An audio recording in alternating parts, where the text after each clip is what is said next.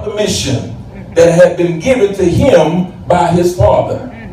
So in our text, we see the scenario in which Jesus takes this crisis moment to teach them how they can stay calm in the midst of crisis, how they can have victory in the midst of the storm raging, how they can walk above their circumstances. Jesus had just fed the 5,000 with 2 fish and 5 loaves of bread. And the people had become so enamored with Jesus that they wanted to crown him king. The people did not understand that Jesus was already the King of Kings. I'm going somewhere.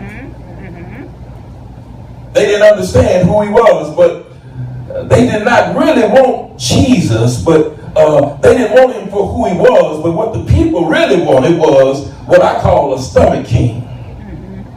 That's how people are today. They want Jesus not for who he is, but they want Jesus for what he can do for them. That's right. Thank you. You know what I'm talking about. They want the blessing, but they don't want the blesser.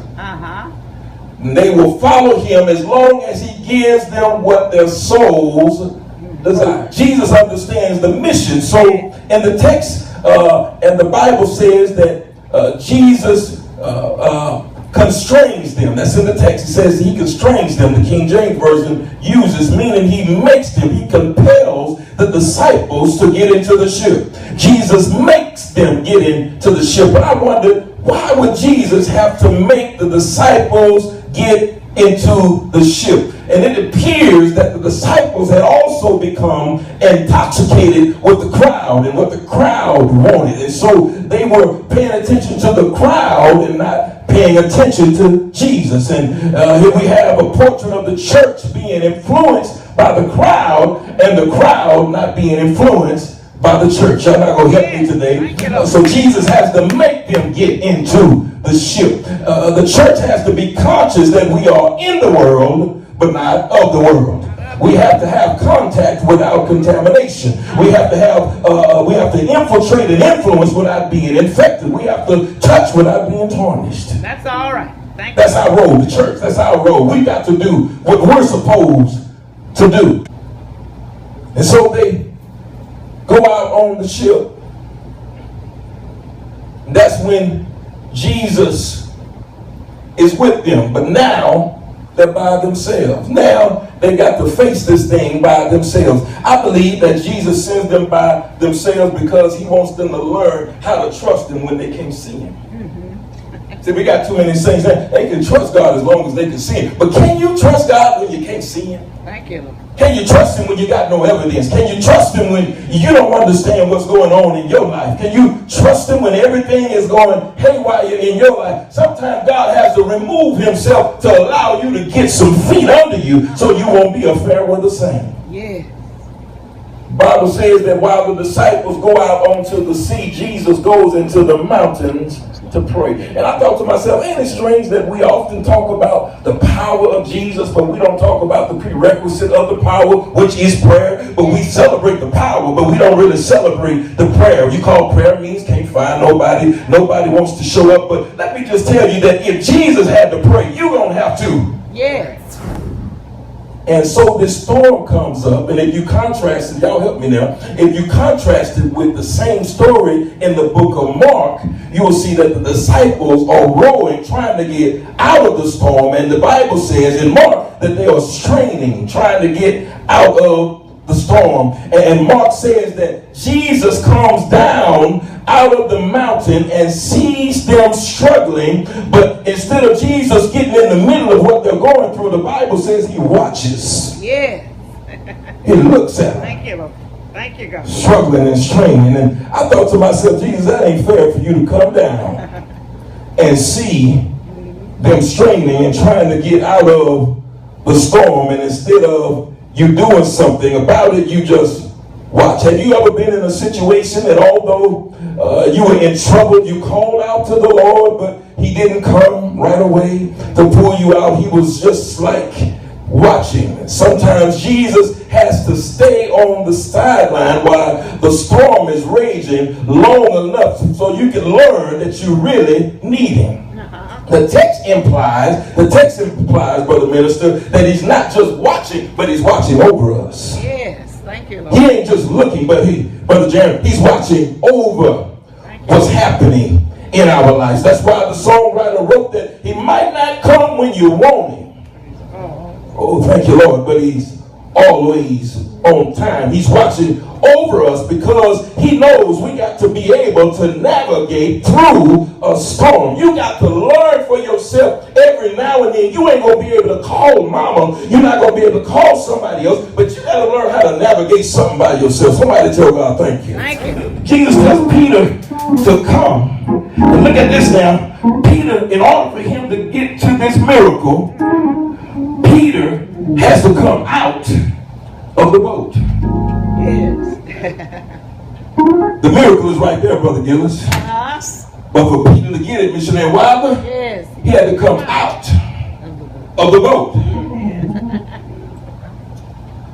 Since you've been asking God to do some things for you, but just like Peter, in order for the miracle to manifest, you got to come out of the boat. Oh, I'm trying to tell you something in here. Sometimes our comfort zones have us in a place where we can't receive what God has. Amen. But you got to be willing and you got to make up your mind. Whatever it takes, I'm willing to get out of the boat. If my body is racking with pain, I got to be willing to get out of the boat. I got to be willing to get out of my comfort zone. I got to be willing to come out and say, Lord, however you bless me, I'm willing to go. Come on and tell God thank you. Come on and tell God thank you.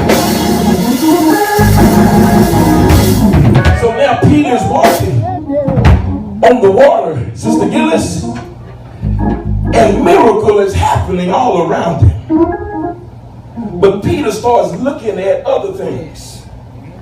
The Bible says he starts looking at his eyes at the waves. He can hear the wind in his ears. And before he knows it, he's come out of his miracle and started to go into drowning. You got to get yourself together. Because when God starts to work this thing out in your life, you can't be worried about everything that's going on around you. You got to get yourself focused on what God is trying to do. We got too many people that are walking in miracles, but they're listening to the enemy. They're walking in being in victory, but they're listening to other folks tell them that they're less than. But God says that you're more than. You got to be willing to close up your ears if you got to. You got to be willing to cut off Facebook. You got to be willing to cut off the television. Because the Bible tells me that I'm more than a conqueror. Amen. And Peter is walking on the water, but he's listening to everybody else. Peter is walking in his miracle, but he got other folks on the outside. I'm trying to talk to the church. We got people on the outside telling you what God can't do. Amen. You've seen God work miracles in your family. You've seen God work miracles in your life. But you got the enemy on the outside telling you that your God can't do it. That's why I know that I know that I know. God establishes every believer with a testimony. So even when everything is going haywire, I could go back to when God first met me. I could go back to my first miracle and say, I don't know how I'm going to come out, but I've seen God do it before. And if he did it before, he can do it again. Come on and tell God yes. Come on and tell God yes. You can have peace in the middle of a storm. You can have peace when everything is going crazy in your life. You can have peace when you turn on the television and men are destroying each other. Well, that is not the time for you to lose your mind, but that is the time that the church got to go down on its knees and begin to cry out to the Lord and say, Lord, we need you to come quickly. Lord, we need you to turn it around. It seems like death is imminent, but God, you got power to turn it around for me. Somebody say, Lord, turn it around for me. Lord, touch in my family. Lord, turn Turn around my children. Lord, turn around my loved ones. Yes, God, you can have peace in the middle of the storm. Yes, the waves are raging. Yes, the wind is blowing. But I can hear God say, when the enemy comes in like a flood, the Spirit of the Lord will lift up a standard in your life. Come on and tell God yes. Come on and tell God yes. You can have peace in the middle of the storm. But first, you got to get out of the boat. Yes, God. You got to get out of the boat. You got to get out of your comfort. You might have to get outside of the church and tell somebody that Jesus still saves. Yes, Lord. You got to come out of your comfort zone. You got to come out of your air conditioning. You got to come out of your religious box. And whatever God needs, you got to say, Lord, I'm willing to go. Lord, I'm willing to serve. Lord, I'm willing to speak a word to a dying world. Yes, Lord. You got to come out of the boat. Come out of the boat and say, Lord, use me. Yes, God. I'm willing to go. If nobody else will go, I'm willing to go. If nobody else will step out, I'll step out by myself. If it costs me my life, I'll step out by myself. Because God said, I got a reward for you. I heard Paul say, to be to live is Christ, and to die is gain.